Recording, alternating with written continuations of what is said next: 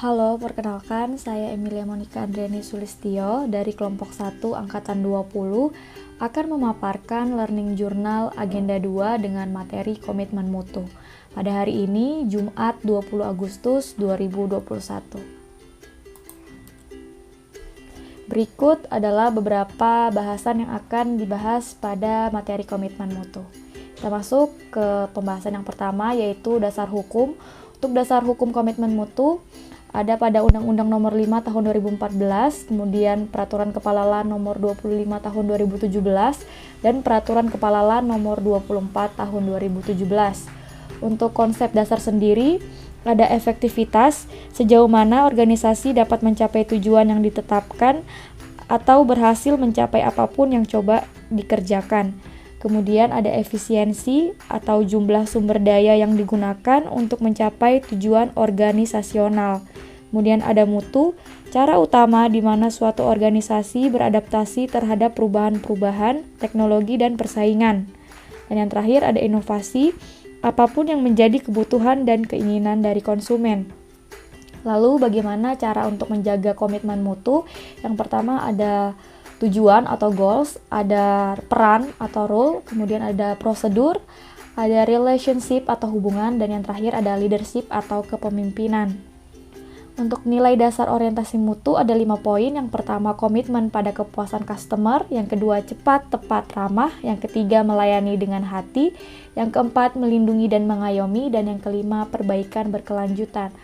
Untuk key rate serve qual atau service quality ada 5. Yang pertama ada responsiveness, ada assurance, ada tangible, empathy, dan ada reliability. Untuk peningkatan produktivitas perlukan input yang berupa bahan baku, sarana prasarana, dan input lingkungan. Dan untuk proses bekerja secara optimal, tanggung jawab bersama, penilaian objektif, motivasi kemampuan, pendidikan, dan pelatihan, serta dibutuhkan juga pemimpin yang kuat dan memberdayakan untuk mendapatkan outputnya yang berupa produktivitas yang meningkat.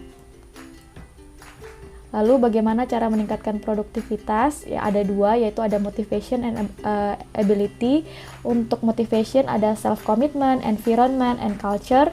Untuk ability ada education, training, self-commitment, and experience. Kemudian faktor-faktor yang mempengaruhi capaian produk atau jasa, ada raw input, ada standard versus controlling, ada work culture, ada innovation, dan ada market demand. Manajemen mutu terpadu terdiri atas kegiatan perbaikan berkelanjutan yang melibatkan setiap orang dalam organisasi melalui usaha terintegrasi secara total untuk meningkatkan kinerja.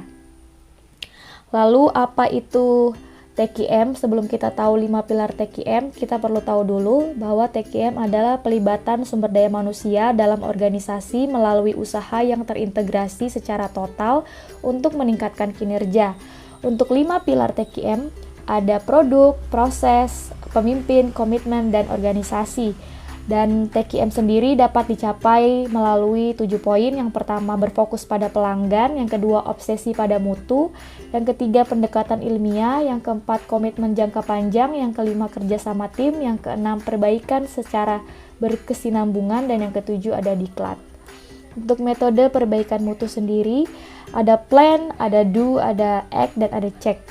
Plan sendiri berarti identifikasi masalah, penyebab, dan solusi. Untuk do, melaksanakan aksi yang telah disusun. Kemudian ada act yang berarti pemeriksaan penerapan rencana, dan yang terakhir ada check yaitu keputusan yang diambil setelah tahap act.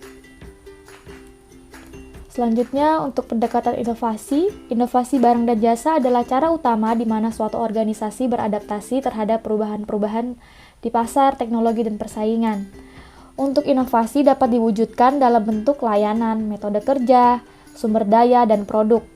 Ada 4 cara berinovasi. Yang pertama penemuan, yang kedua pengembangan, yang ketiga duplikasi, dan yang keempat dengan cara sintesis.